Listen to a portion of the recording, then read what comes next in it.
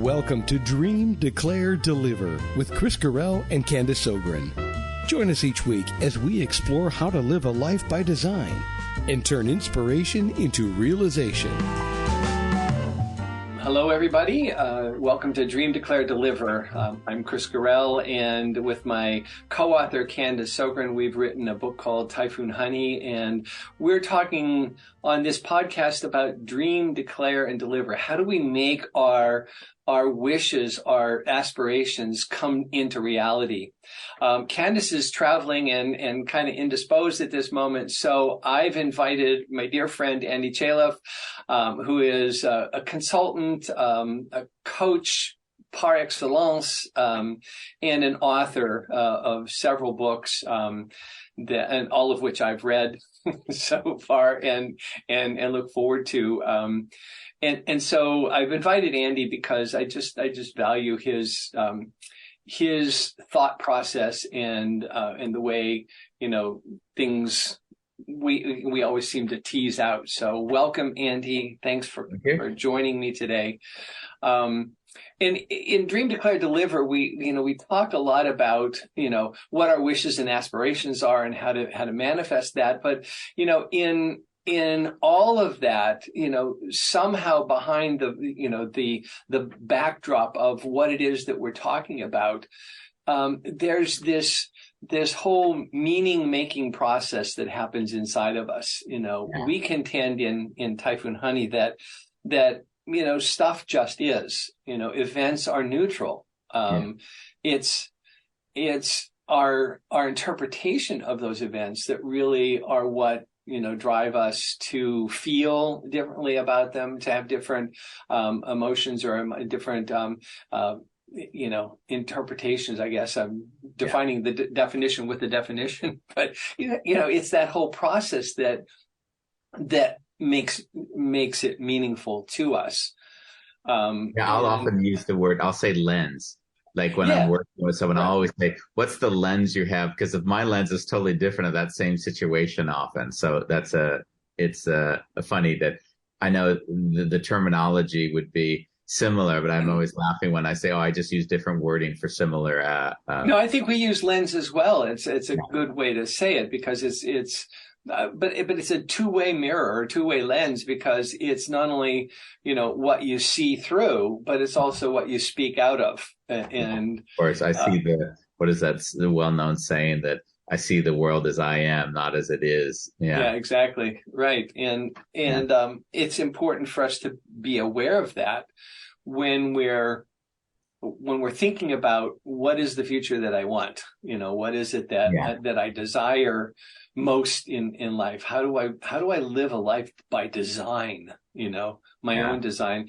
And it starts with, what is it that I'm seeing? How do we go there? And so I wanted to start off our conversation just, talking about, how do we make meaning, It's funny because there's so many terms used for this in the coaching practice. What's the framing that you're doing? Like I use the word lens. What's the perspective? All of those things. What's the interpretation? The interpretation is all, and I'll even often kind of try to create dichotomies. So paradigms. So you can look at the world, and like a really good of those paradigms is abundance and scarcity. Right. So. Right. The lens just of, I always jump, but my mind is always in the state of like, I love about you. I can predict so much about a human if I just know one sentence, which already declares if they're more leaning in the direction of abundance or scarcity. Yeah. And they'll be frightened that you can say so much about them without knowing them, where you realize that underneath one statement underlies this entire way of experiencing the world. And it's frightening to what degree a person is predictable in their behavior when they've actually declared themselves in either of those kind of camps. I know it's really harsh to say, but it is really. No, it's not. I think it's really accurate. And there's another paradox or dichotomy that people speak from, and that's victim and responsible. And you can, as people are talking, I'm hearing that victim chatter, like the world has done this, I have no control over the world. I don't, it's just happening to me. And so victim and responsible or abundance and scarcity actually were the first two podcasts that we did, the two topics that we chose at first. And it's really, I guess the bigger, coarser filter in that lens is that overall perspective on life. Yeah. And this is hard. I mean, from a coaching perspective to work with or to even to discuss it, because it's so abstracted from the reality of I was on a coaching session yesterday where this person was basically all the upper management quit. And this person who hadn't expected to be in that role was now executive director. Mm-hmm.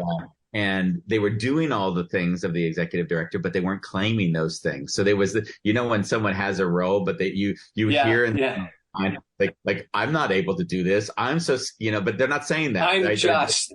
And so me, as you know me well, this is knowing this person after 15 minutes, right? Can you say just for, shits and giggles, could you say to me, I am going to, I have my language probably should be a bit nicer, cleaner.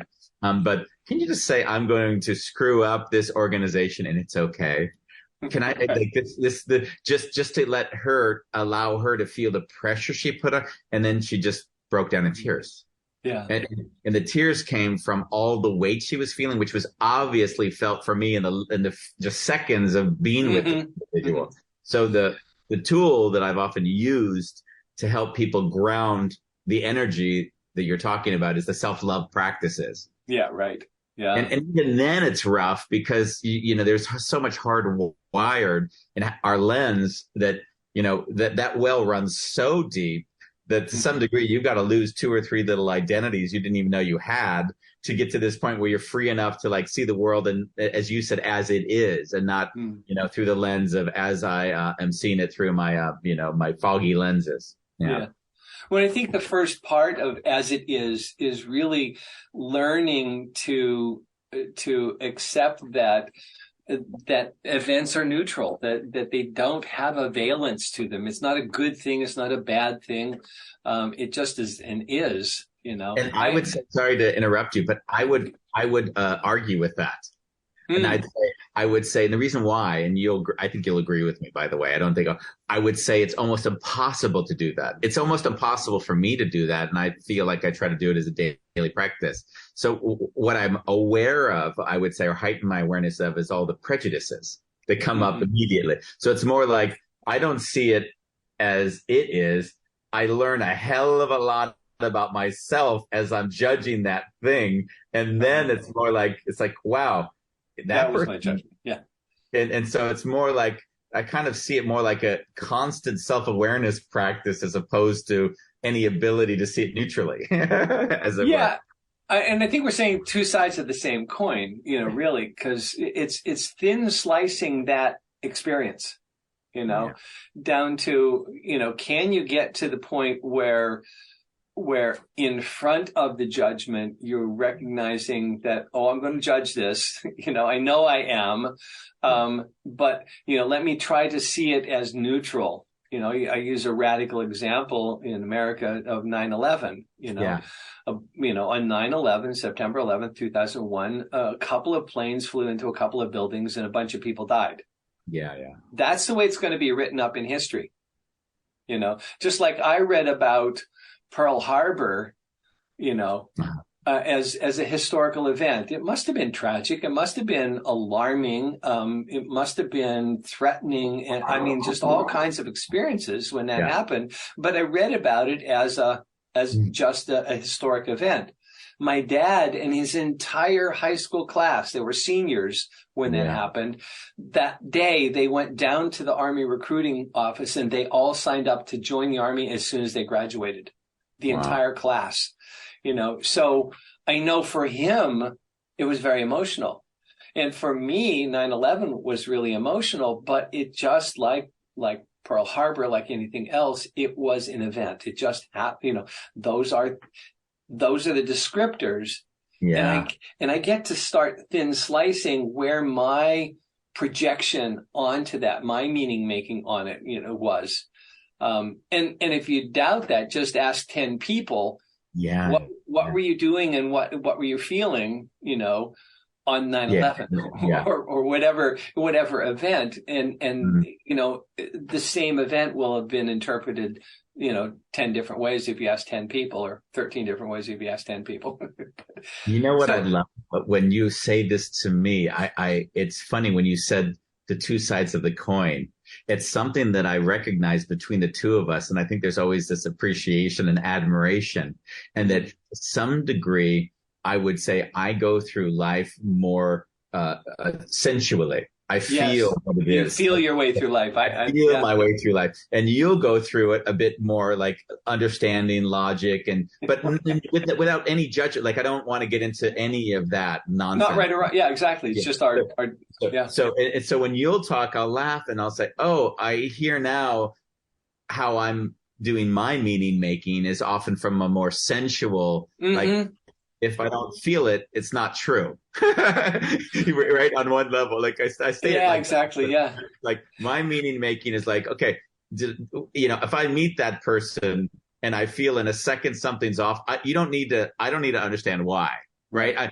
I think I'll figure that out 5 years from now, with whatever comes out. But like intuitively, there's something not right here. And it's almost like that I'll take as weirdly truth. Yeah, I think you said to me one time you see yourself as a tuning fork.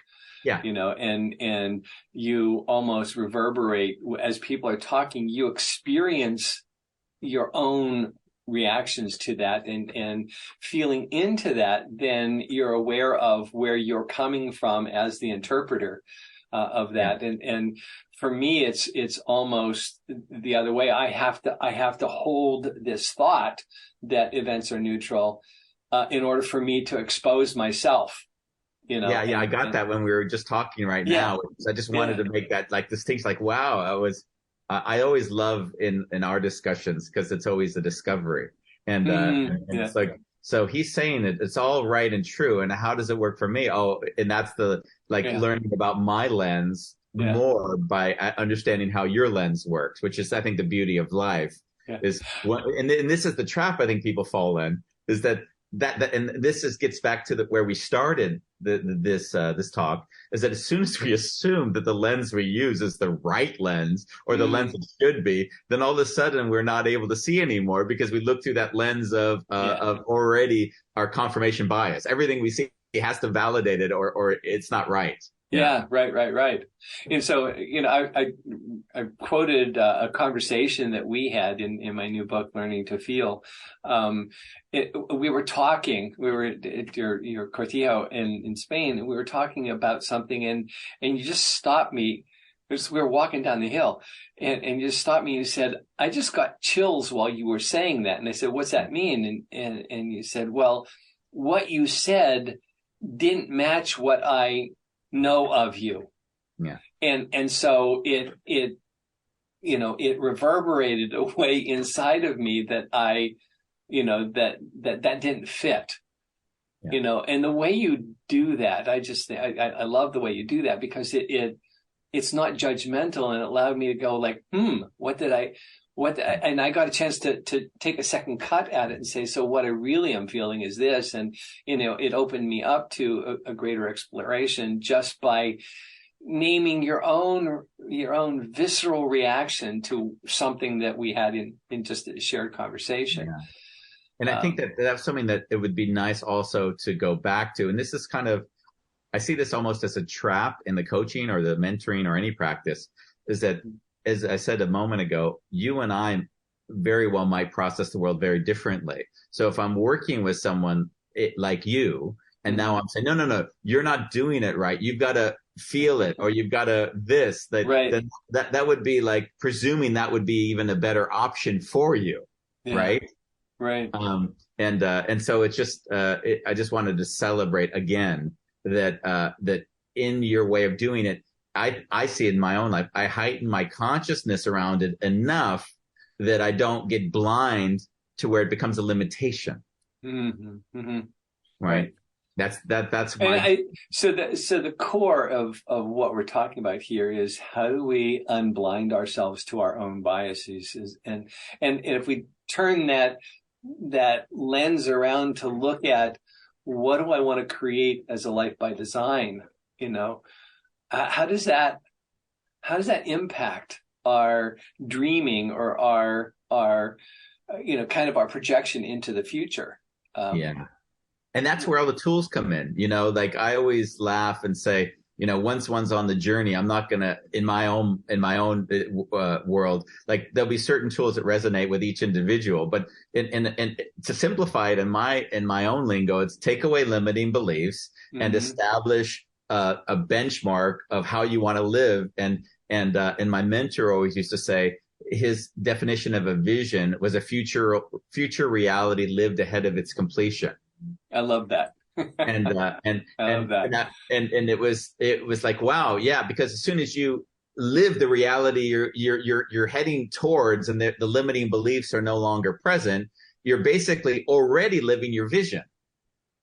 And the question is, when is it going to catch up to you? But you're already living, so it's just you're there. It's just, when does the world catch up with you? Yeah, always that's interesting, because when I do developmental coaching, a lot of work that I did as an executive coach was, to help an exec move from point A to point B in a little more rapid fashion than time would, cause that. I don't create anything to happen that wouldn't normally happen. We just accelerate the timeline.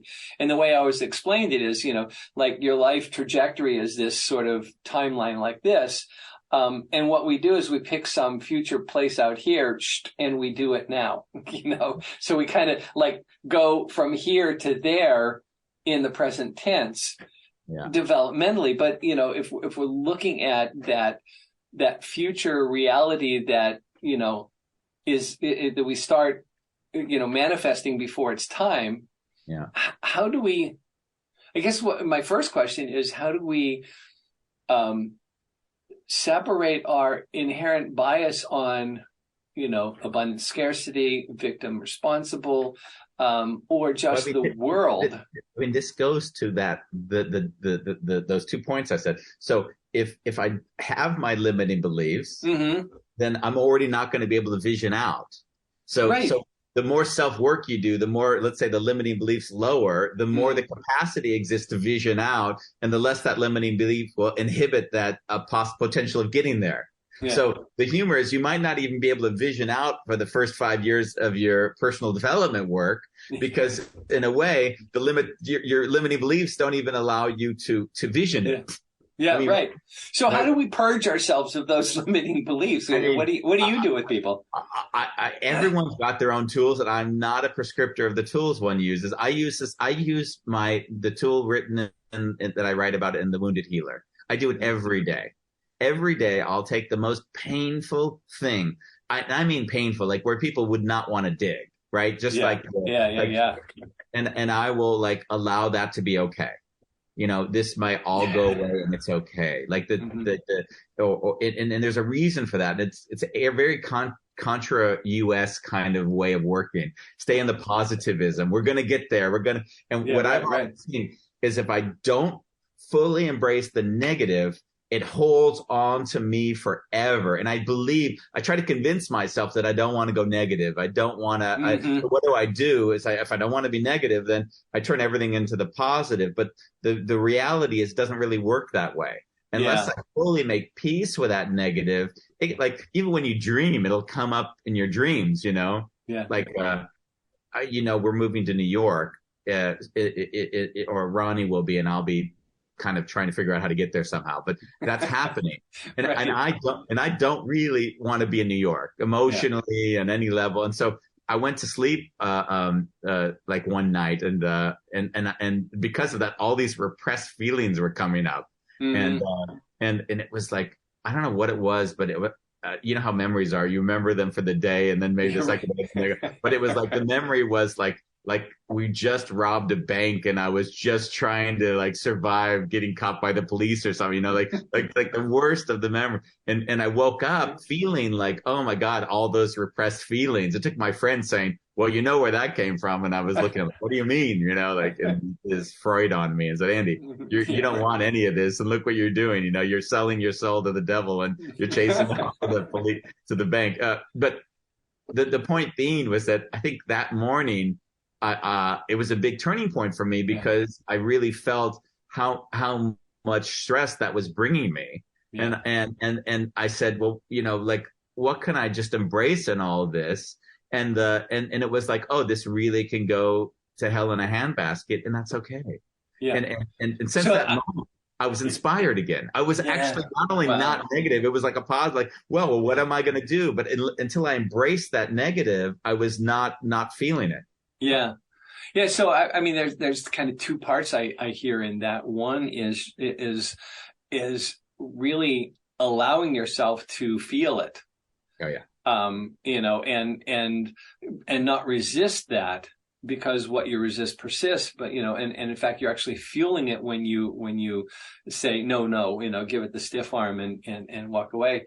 And the other thing is what I call normalizing it, and that's important. It's okay.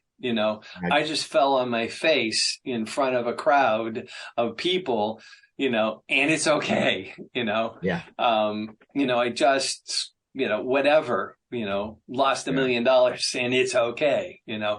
That would be the thing, by the way, going to what it's important. You just said that. Sorry again to interrupt you, because if you don't normalize it, and people will often get confused when I'll maybe say this at first, because they're like, you want me to wallow in it? You want me to like sensationalize it? You want me to feel the pain of it? Like, so there's so much resistance to it that people won't even necessarily go into the experience.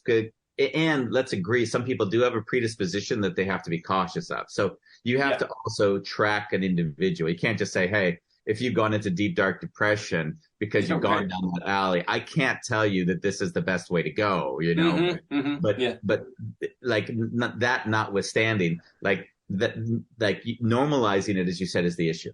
Yeah. So it's both embracing it and allowing yourself to feel, the pain or whatever. I mean, in our community, there's just a tragic, event unfolding. And it's so hard to feel all the feels, inside of that, because so many different and sometimes conflicting and contrasting emotions come up around what's going on. And some of them I didn't even have a name for it. Like I was telling somebody yesterday that I, when I was talking about what was going on for me, I said, I have this feeling in my body that's like a pain in my chest, like my heart hurts. Yeah. Like my center of feeling is right here. And I said, we have this word heartache, but I never understood it to mean something that I would feel, but it actually does ache. It really, like my heart is hurting right now. Yeah. And so like I'm discovering in that embrace, I'm discovering, the fullness of the emotion, and inside the emotion, what I'm, unpacking is my interpretations. It allows me to see where I've gone with this, and like, what did I make up about the situation, and why does it hurt so much? And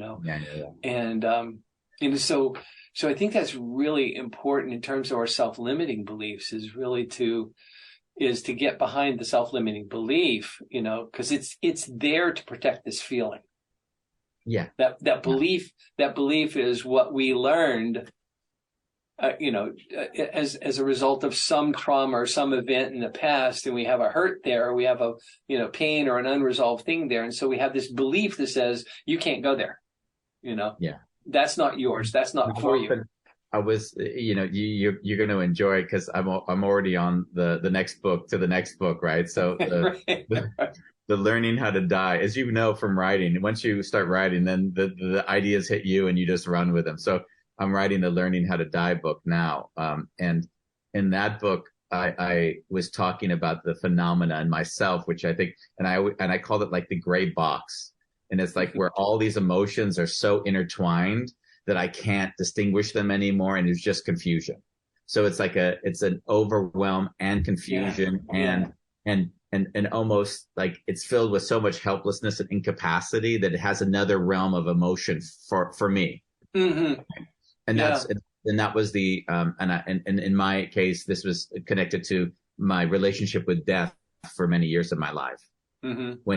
When all those feelings would come up, and then it would be not able to disentangle all of that in myself. Yeah. And those big, I mean, we have emotional events, we have some tragic or traumatic events, and then there are some that are just crushing, some really, really big events, and those are the ones where we have your gray box full of, there's this box full of emotions, and it's like a plate of spaghetti in there. I can't untangle. Yeah. And this feeds to that, and that, that they're all totally. And that what you were saying, and is for me where mindfulness is the practice. So almost less talking, more reflection, more feeling. Yeah, because I would rather in that state go into a 7-day silent retreat than go to a group of people talking. Because in my mind, this is just so. In my mind, more ideas, more thoughts, more holding space for other people's feelings. When my feelings are also active, will confuse me even more because this is just me, right? Yeah, right. I can't. Oh, go ahead. No, that's one way of processing. Yeah. Another way of processing, just the same sort of thing is to be with a group of trusted, yes, deeply connected friends. And often I find in that scenario that when one person is expressing what's going on for them, then it opens up the can of worms for me, and I'm able to say, oh yeah. And that's where I came to that pain in my chest feeling that I didn't have a name for. Was, people were talking about their gut feelings, there's the stuff that was just coming up around this event. And so that I guess there are times where I'd have to own something for you now on my end, is that when I'm hearing someone, I'll normally not hear them. I'll be hearing myself reacting to them.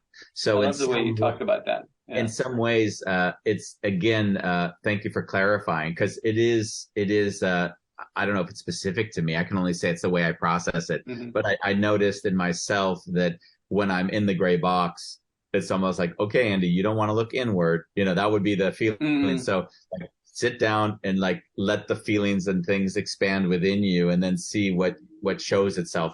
But you're saying, Andy, the same experience can be had in a group, because as those people are expressing their own feelings, you're also letting your experiences match that. So right, exactly. I find that in my box too. Wow, yeah, yeah, right. I see. And maybe it's a little, when we talked about both and there, we're both introvert and extrovert, and there are times that we need to do the go within stuff, and there are times when we need to be in relationship, that there are ways that I understand myself as separate from you, and there are ways that I understand myself as in relationship with you.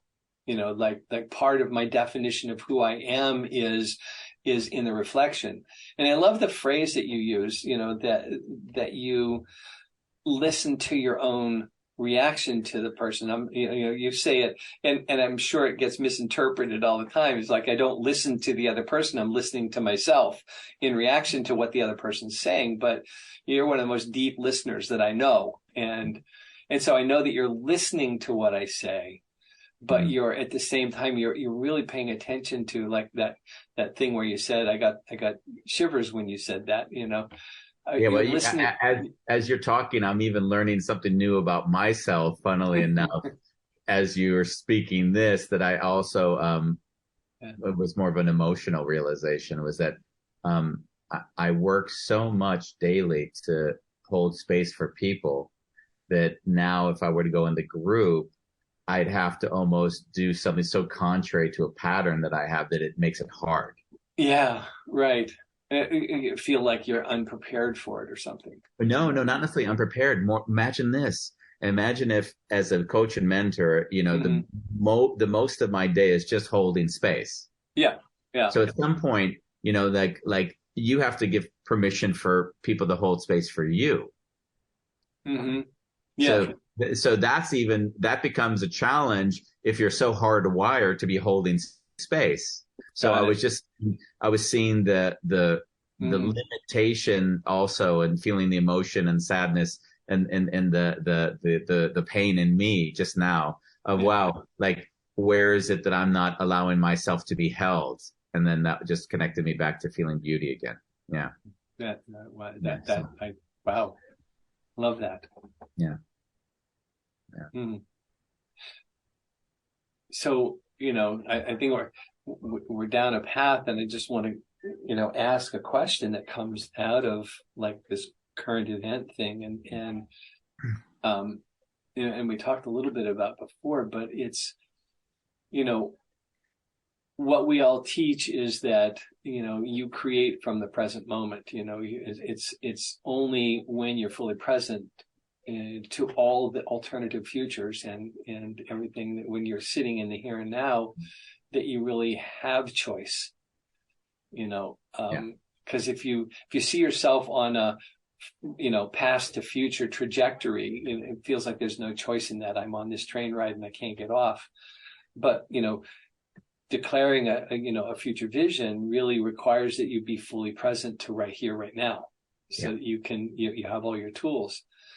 And my question is, in these emotional situations, in these highly, when you're in the box, and it's just all these things crashing and bumping into each other, how do you stay present? What can we do to stay present when the present is itself very painful and almost intolerable? Yeah. It's funny because I always, almost any question anyone asks me will always have a massive context relation. And I look at my life, and also my coaching and mentoring, is there's a degree of pain an individual can hold inside of themselves and hold space for another, or be present. And that pain threshold can go higher and higher the more you allow more and more of the pain in and ground it. But there's these big life events that are so big that even our management of that pain is not possible. Yeah. So as horrible as it might sound, because it doesn't give a solution, is time heals all wounds. So in some way, there is hated that. I know. That's why I said it. But the point being is that there is a pain right now, which is so great and it's so close that I'm incapable. And in my own experience, I will then do my reclamation work, say I'm incapable and it's okay. Yeah. Yeah. And I don't force it forward any faster than it needs to go to be okay. Because if I do that, I'm again stepping over my feelings. So there's days or weeks when I'm in bed watching Netflix and I'm like, okay, Andy, apparently this is where you are. A lot of people say, no, don't succumb to this, or don't do that, or get self-motivated. I'm like, no, apparently this is where I am and what I need at this moment for whatever reason. I allow that to be okay. Like a lot of people don't, they force against it. Yeah. Or the writing. I won't write for 2 years and then I'll write for, a 6 months. And I will be okay that those 2 years I wasn't writing, because I'll say, apparently there's nothing that needs to be said at that time. Yeah, right. So there is a degree, or there's stuff that's germinating that hasn't been formulated as a thought yet, and stuff.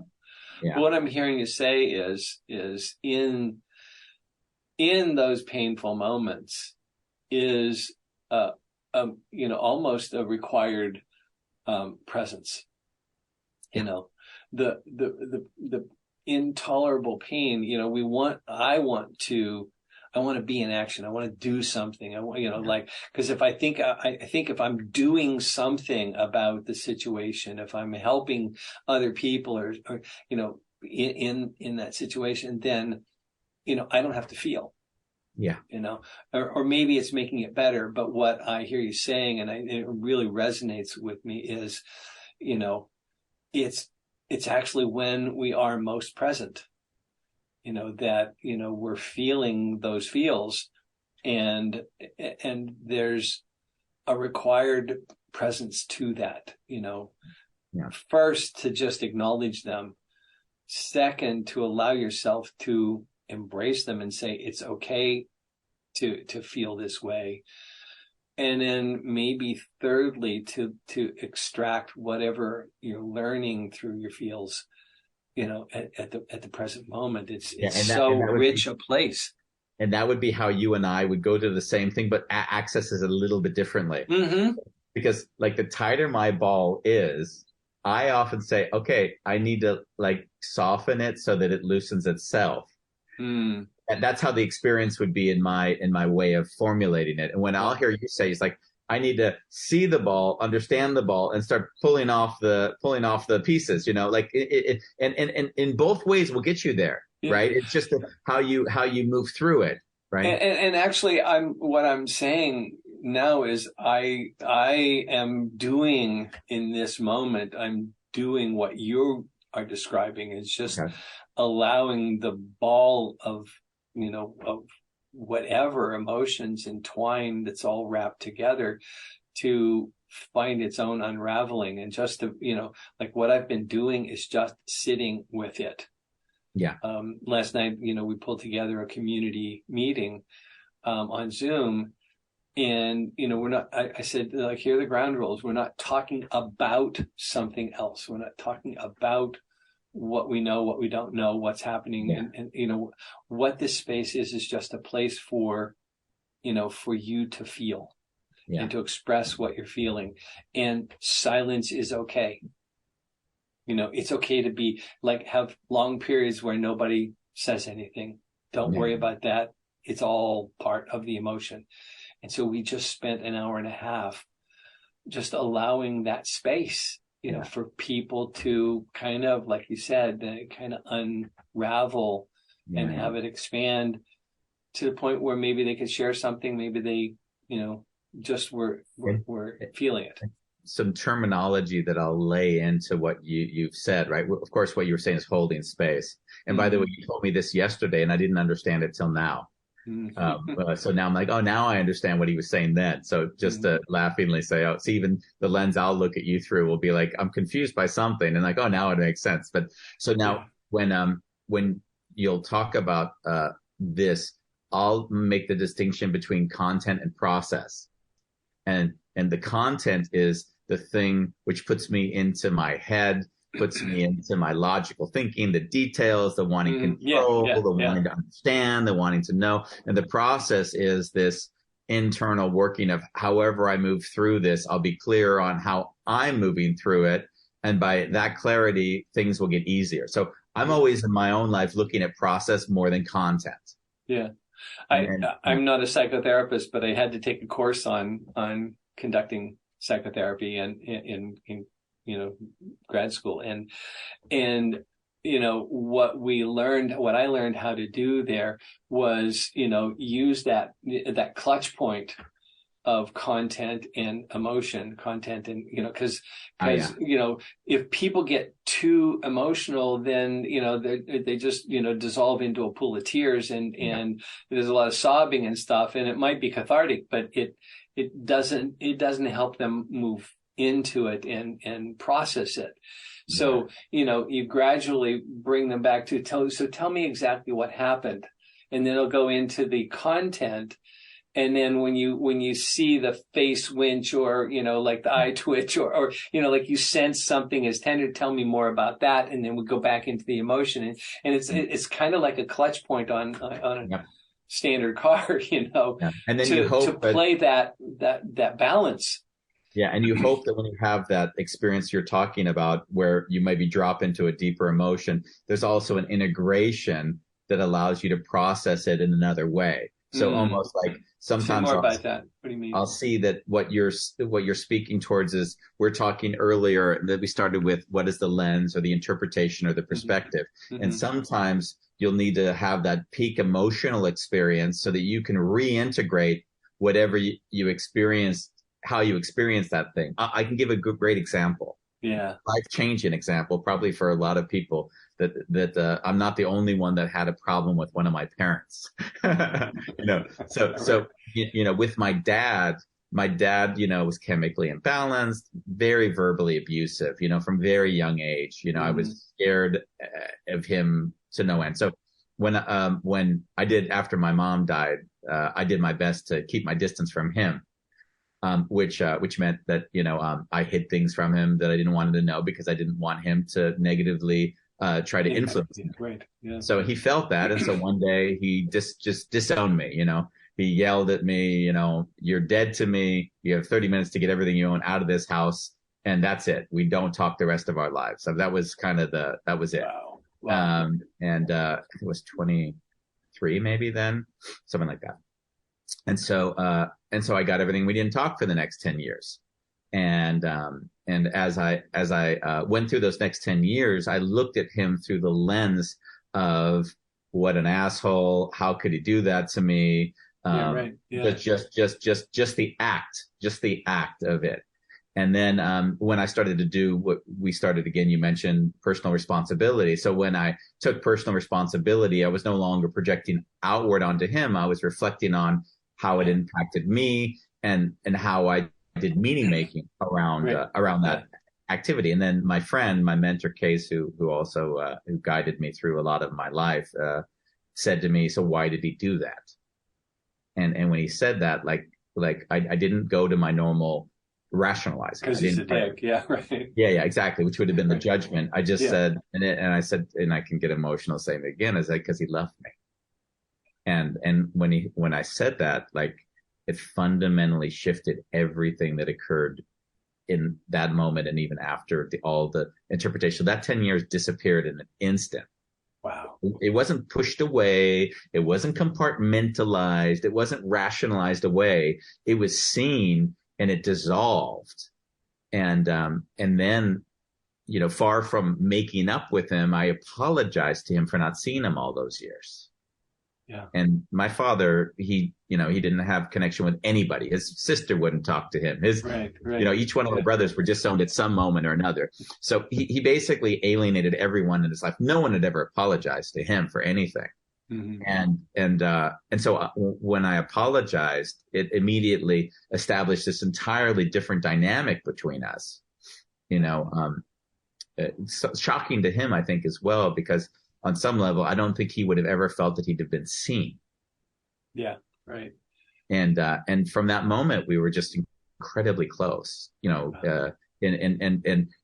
the meaning making was allowing myself to see, myself first, because of course, if I couldn't see me, I would never have seen him. But then to really see him.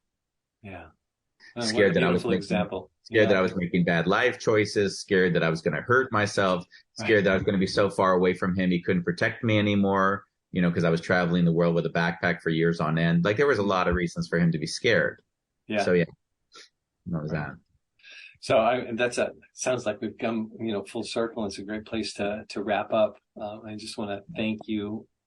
I just love our conversations. I really do. And thank you for sharing this time, and